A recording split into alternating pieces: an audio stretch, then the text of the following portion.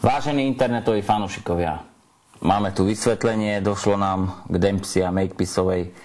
Píše mi tu jeden informátor, že nemôžu s touto informáciou o tejto love story von, nakoľko mali návštevu z rumunskej krajiny a nebolo by to vhodné, keby sa o tom písalo. To je jedno vysvetlenie. Necháme to tak, ja to prirovnám k komunistickému triedeniu správ.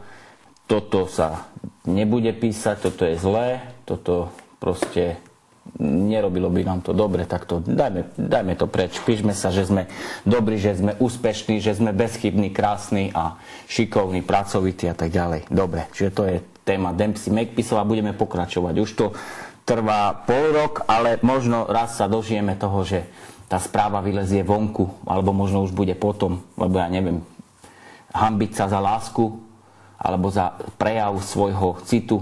Ja si myslím, že to nie je slušné voči navzájom medzi tými dvoma ľuďmi.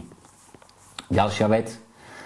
Čítam tu Adriana Kronerová, dramaturgička Celebrity Campu, že program Celebrity Camp je hodnotný a že aký je nádherne urobený. A ja by som chválil takýto program, keby som podojil TV Joj statočne tak, ako podojil Jam Film a zobral niekoľko desiatok miliónov korún za to, aby vyprodukoval iba veľmi maličký pár divákov, ktorí to sleduje. Takže pomer cena, náklady a výsledok, pani Kronerová. A nie, či je to krásne, alebo čo. Ja vám taký krásny program urobím a kto to bude pozerať? Urobím krásne, nasvietím, veverička bude hrať na gitare 2 hodiny. A ja si myslím, že ešte tá veverička na gitare, keby hrala, tak by mala lepšie číslo ako Celebrity Camp. Ale nič, nechajme to tak.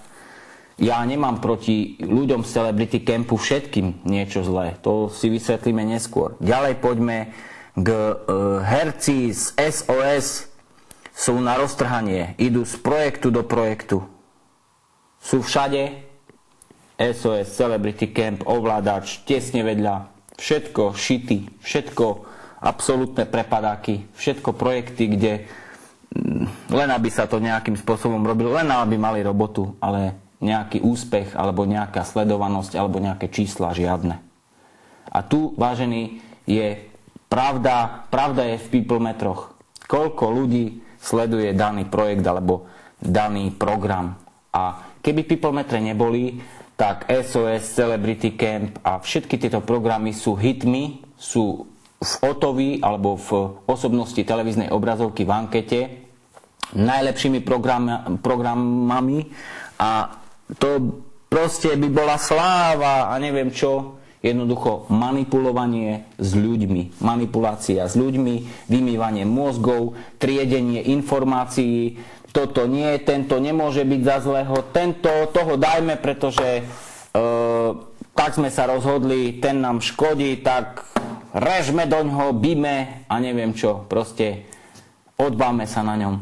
Nikdy v živote za Mojsejovcov som nevidel, že by išla reklama na bulvár, v rádiu, v televízii. Viete prečo? Lebo ju nebolo treba, dobre sa predával. Teraz sa zrejme predáva veľmi zle. Majte sa pekne.